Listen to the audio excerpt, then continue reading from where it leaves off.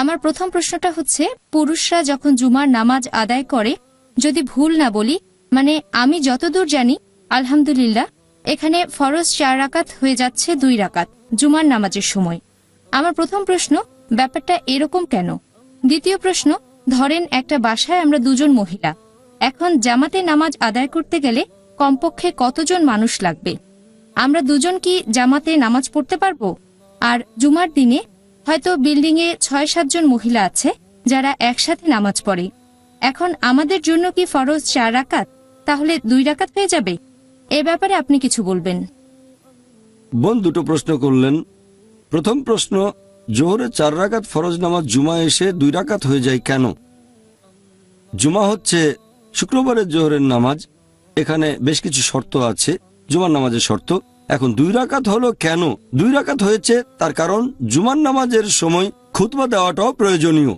এই সময় একটা বক্তৃতা পেশ করা হয় নামাজ পড়ার আগে, এই কারণে সেখানে 2 রাকাত কম। কারণ এখানে আমাদের শুনতে হবে সেই খুতবা, জুমার নামাজের খুতবা, সেই কারণে 4 রাকাত নামাজ কমে হয়ে যায় 2 রাকাত। আপনার দ্বিতীয় প্রশ্নটা নিয়ে বলি যে জামাতে নামাজ পড়তে গেলে কতজন মানুষ লাগবে। যদি বলেন সাধারণ জামাত, যে কোনো নামাজে কমপক্ষে 2 জন লাগবে। সহিহ বুখারীর একটা হাদিস বলছে 2 জন মিলে জামাতে নামাজ পড়া যায়। তবে জুমার নামাজের ব্যাপারটা আলাদা।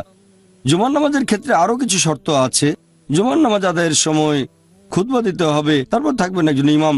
মানুষের সংখ্যা বদলাতে পারে, কেউ বলেন 40, কেউ 50, মতভেদ আছে। আমার জানা মতে এমন কোনো হাদিস নেই যেখানে একেবারে নির্দিষ্ট করে বলা হয়েছে যে কতজন থাকতে হবে। কেউ বলে 2 জন, কেউ বলে 4 জন, অনেকে বলে আরো বড় সংখ্যা। এভাবে ইমাম লাগবে, খুতবা লাগবে। আর একটা কথা, এই খুতবা দেবে একজন পুরুষ। মহিলারা একসাথে জামাতে নামাজ আদায় করতে পারবে, তবে জুমার নামাজ না, অন্য নামাজ। সেখানে উপস্থিত মহিলাদের একজন তাদের মধ্য থেকে ইমাম হতে পারে, নামাজ পড়াতে পারে জামাতে, তবে জুমার নামাজ বাদে। জুমার নামাজের কিছু শর্ত আছে। আর জুমার খুতবা ইমামকে হতে হবে একজন পুরুষ। এটার ভিত্তিতে আর আমার জানা মতে কোনো হাদিস বলছে না যে মহিলারা জামাতে জুমা পড়বে আর ইমাম হবে মহিলা। একটা হাদিস আছে, হযরত আয়েশা, আল্লাহ তার প্রতি সন্তুষ্ট থাকুন, তিনি মহিলাদের নামাজে ইমামতি করেছিলেন, আর সেটা ছিল সাধারণ নামাজ। তবে কোনো হাদিস বলছে না যে জুমার নামাজের ইমাম একজন মহিলা, যেখানে আছে শুধু মহিলারা। আশা করি উত্তরটা পেয়েছেন।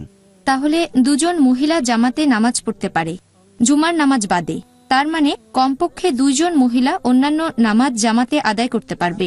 হ্যাঁ বোন, হোক তারা পুরুষ বা মহিলা, জামাতে নামাজ পড়তে গেলে কমপক্ষে 2 জন লাগবে। তাদের মধ্যে একজন হবে ইমাম। তারা পুরুষ হতে পারে, মহিলাও হতে পারে, ছেলে বা মেয়ে। আচ্ছা, জাযাকাল্লাহ।